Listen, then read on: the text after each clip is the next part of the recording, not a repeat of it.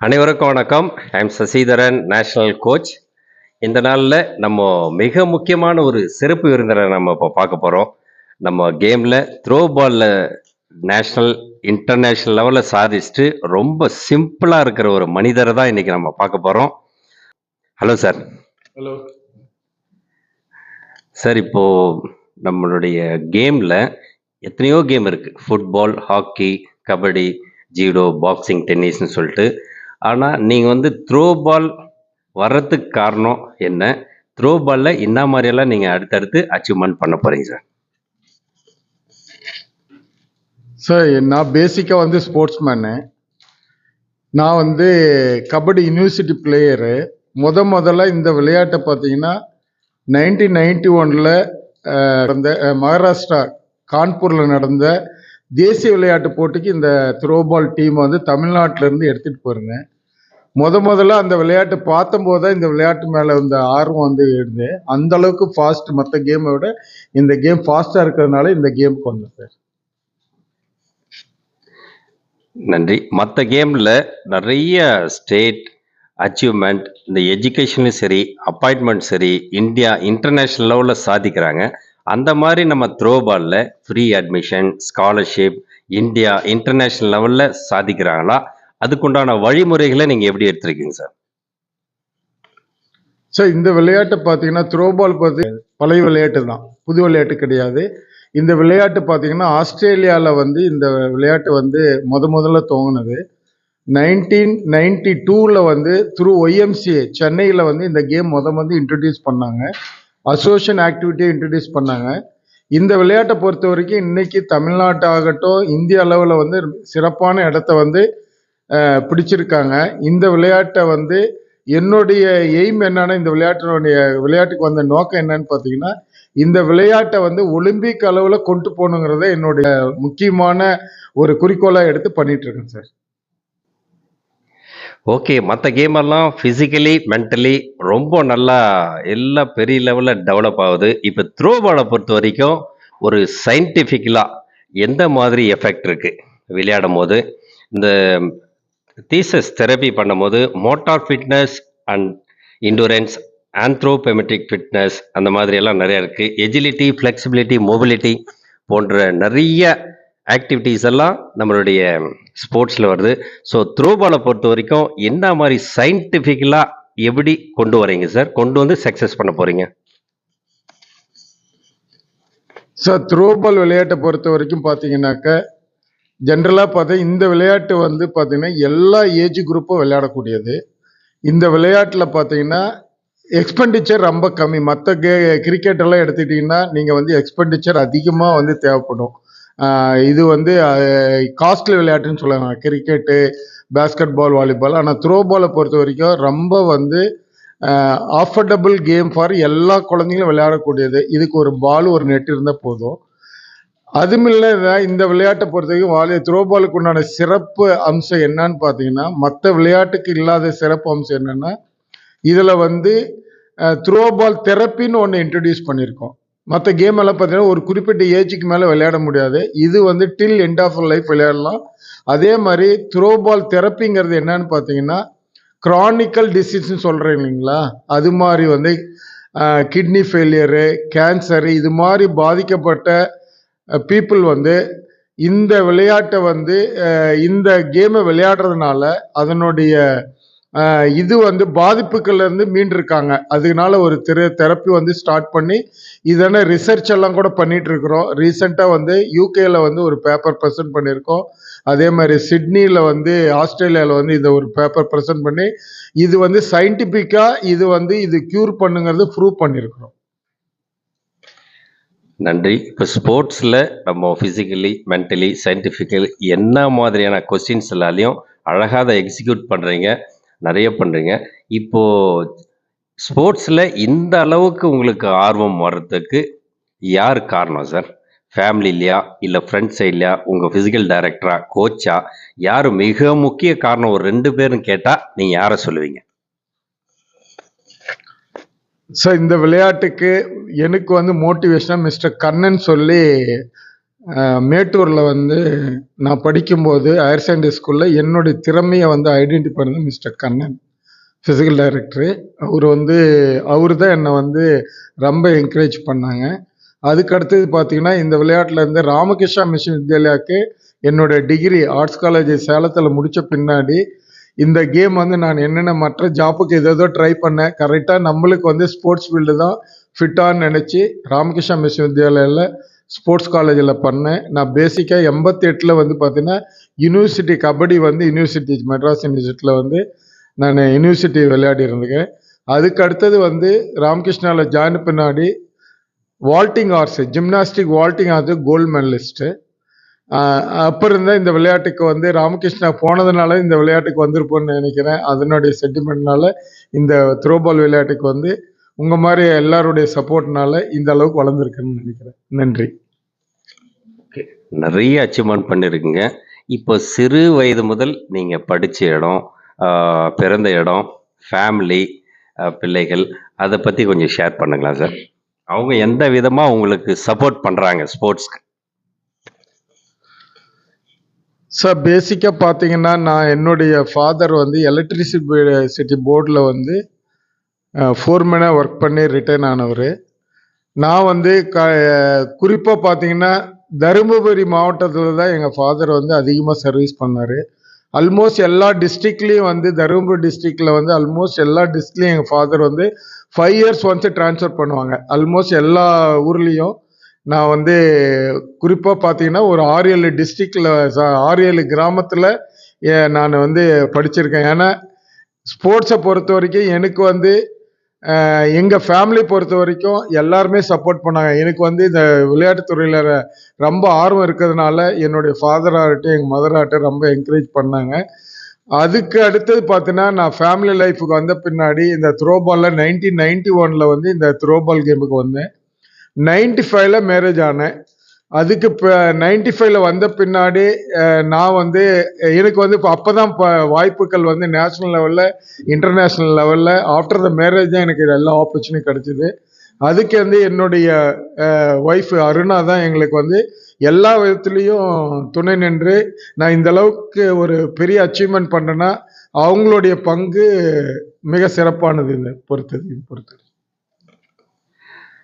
நன்றி சார். ஃபேமிலியில் இவ்வளோ சப்போர்ட்டாக உங்களுக்கு நிறையா இருந்திருக்காங்க. இது போல் பிளேயருக்கும் பயிற்சியாளர்களுக்கும் யாரும் அவ்வளோ சீக்கிரம் அமையாது. அடுத்ததாக நீங்கள் இவ்வளோ சாதனைகளுக்கும் ஃபேமிலி எல்லாம் இருக்காங்க. ஒரு 4 நண்பர்கள் தான் எனக்கு படிக்கும் போதும் சாதிக்கிறதுக்கும் இந்த 4 நண்பர்கள் தான் எனக்கு மிக முக்கிய காரணம்னு சொன்னால் அதை யாரை சொல்லுவீங்க சார்? சார் எனக்கு விளையாட்டுத்துறையில் போகும்போது எனக்கு ஏகப்பட்ட ஃப்ரெண்ட்ஸ் இருந்திருக்காங்க. காலேஜ் ஆகட்டும், ராமகிருஷ்ணாவில் படிக்கும்போது, மாருதி காலேஜில் படிக்கும்போது ஆகட்டும், ஆர்ட்ஸ் காலேஜில் படிக்கும்போது ஏகப்பட்ட நண்பர்கள் இருந்தாங்க. எனக்கு வந்து நான் 96 வந்து 91 வந்து மகரிஷி வித்யா மந்திர் ஓசூர் சிப்காட்டில் வந்து நான் ஃபஸ்ட்டு எனக்கு அப்பாயின்மெண்ட்டு 11 மெம்பர்ஸ் வந்து இன்டர்வியூ போனேன். அந்த 11 மெம்பர்ஸில் வந்து நான் செலக்ட் ஆகி அங்கே ஃபஸ்ட்டு ஃபிசிக்கல் டைரக்டர் அப்பாயின்மெண்ட் ஆனேன். அங்கே ஒரு நண்பர் வந்து நான் சந்தித்தேன்.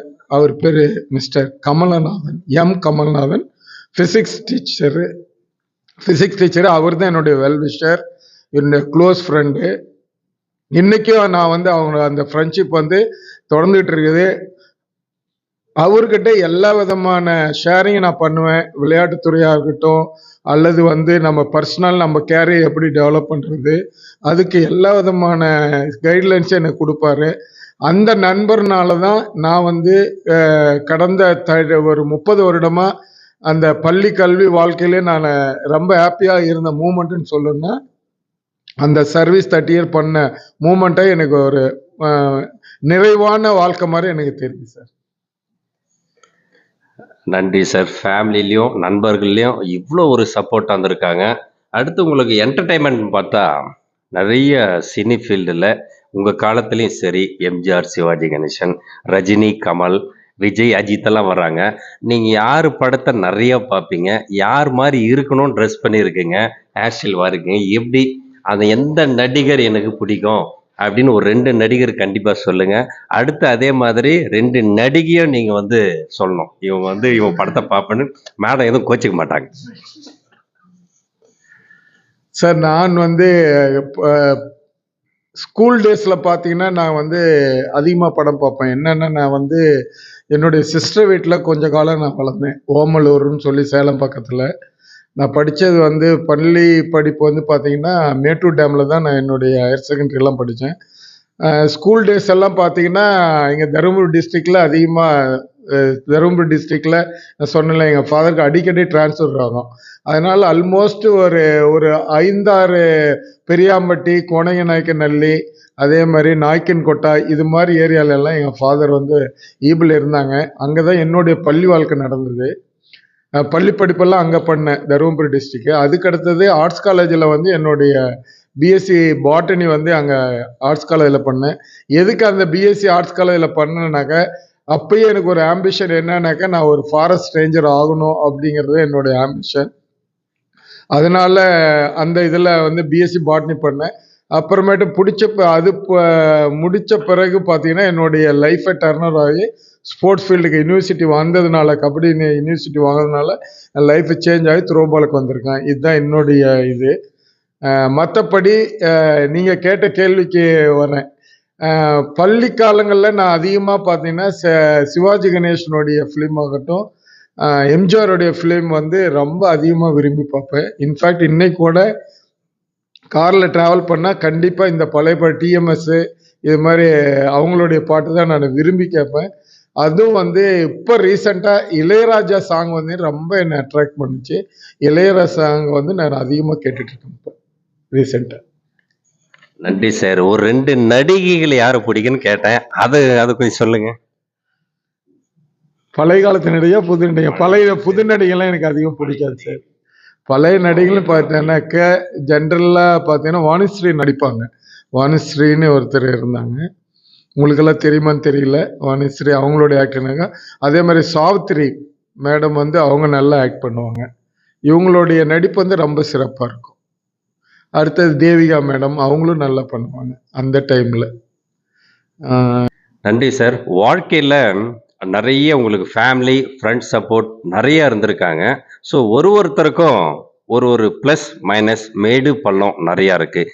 அந்த மாதிரி உங்கள் வாழ்க்கையில் ஏதாவது ஒரு இன்சிடெண்ட், ஒரு ரொம்ப லைஃப்பில் ரொம்ப டவுன் ஆகிட்டு இதை ரெக்கவரி பண்ணி மேலே வந்தேன், ஏதாவது சில ஆக்சிடெண்ட் ஆகிட்டு மீண்டும் நான் ரெக்கவரி பண்ணி வந்தேன், அந்த மாதிரி நினைவில் இருக்கக்கூடிய அந்த மாதிரி இன்சிடெண்ட் எதனா இருந்தால் ஒரு சொல்லுங்கள் சார். சார் நான் மகரிஷி வித்யாமந்தில் ஒர்க் பண்ணிட்டு இருக்கும்போது நான் வந்து எந்த ஒரு விளையாட்டுத்துறையில தான் நான் வந்து கடந்த 30 ஆண்டுகளாக விளையாட்டுத்துறையில் இருந்தேன். நான் வந்து அந்த இன்ஸ்டியூட்டை பொறுத்த வரைக்கும் எந்த ஒரு சின்சியராக வந்து டெடிக்கேட்டாக என்னுடைய ஒர்க்கை நான் பண்ணிட்டு இருந்தேன். காலங்கள் வந்து கடந்து ஒரு 30 வருஷமா ஆயுது பின்னாடியும் நான் நினைச்சேன் நம்மளுக்கு ஒரு ரெக்கக்னைசேஷன் இது கிடைக்கிற மாதிரி தெரியல அப்படிங்கிற ஒரு தாட் வந்து எனக்கு வந்துருச்சுங்க. அதனால வந்து எப்படியாவது ஒரு சாதனை பண்ணணுங்கிற வந்து வெறி அண்ட் வைராக்கியம் வந்து எனக்குள்ளேயே இருந்துச்சு. நான் யார்கிட்டையும் ஷேர் பண்ணல. எப்படியாவது வந்து நம்ம வந்து இந்த விளையாட்டை வந்து இந்த த்ரோபால் விளையாட்டை வந்து எப்படியாவது ஒரு சாதனை படைக்கணுங்கிற ஒரு வைராக்கியம் வந்து நான் செயல்பட்டுட்டு இருக்கும்போது தான் எனக்கு வந்து இந்த மாதிரி விளையாட்டில் ஒரு வாய்ப்புகள் கிடைச்சிச்சு. இந்த மாதிரி ஒரு தீவிரமாக இந்த விளையாட்டை கொண்டு போயிட்டு இருக்கும்போது என்னுடைய ஹெல்த்தில் வந்து ஒரு ஹார்ட் ப்ராப்ளம் வந்துச்சு. அப்போ வந்து எனக்கு வந்து உண்மையாலுமே வந்து கொஞ்சம் ரொம்ப மனசு வந்து வேதனைப்பட்டுச்சு. அந்த நேரத்திலேயே நான் நினைச்சேன், எப்படியாவது வந்து இந்த விளையாட்டை வந்து ஒரு நிலைக்கு கொண்டு வரணுங்கிற வைராகியத்தை வந்து எடுத்துக்கிட்டு இந்த விளையாட்டை வந்து ஒரு மேன்மையான நிலைக்கு கொண்டு வரதுனால என்னுடைய பணியை வந்து விஆர்எஸ் வாங்கிட்டு ஃபுல் ஃப்ளெஜ்டாக இது இறங்கி இந்த விளையாட்டை ஆஃப்டர் கொரோனா டைமில் தான் இந்த டிசிஷன் எடுத்து விஆர்எஸ் வாங்கிட்டேன். வந்த பின்னாடி கடந்த ஒரு 3 வருஷமாக ஃபுல் ஃப்ளெஜ்டாக இறங்கி நான் வெளியே வந்த பின்னாடி தான் என்னை வந்து இந்தியாவுடைய பிரசிடெண்ட்டை எலெக்ட் பண்ணாங்க. அதுக்கடுத்தது தான் ஆசியா கண்டத்துடைய செக்ரட்டரி எலெக்ட் பண்ணாங்க. அதனால் ஃபுல் ஃப்ரீடம் எனக்கு கிடச்சிச்சு. அதனால் வந்து நம் மனசில் என்ன நினைக்கிறேனோ அதை இம்ப்ளிமெண்ட் பண்ணக்கூடிய கெப்பாசிட்டி எனக்கு கிடச்சிச்சு சார். ரொம்ப நன்றி சார். ஸ்போர்ட்ஸில் ஃபேமிலி எந்த கொஸ்டின் கேட்டாலையும் ரொம்ப இவ்வளோ நேரம் நிதானமாக ரொம்ப அழகாக சொன்னீங்க.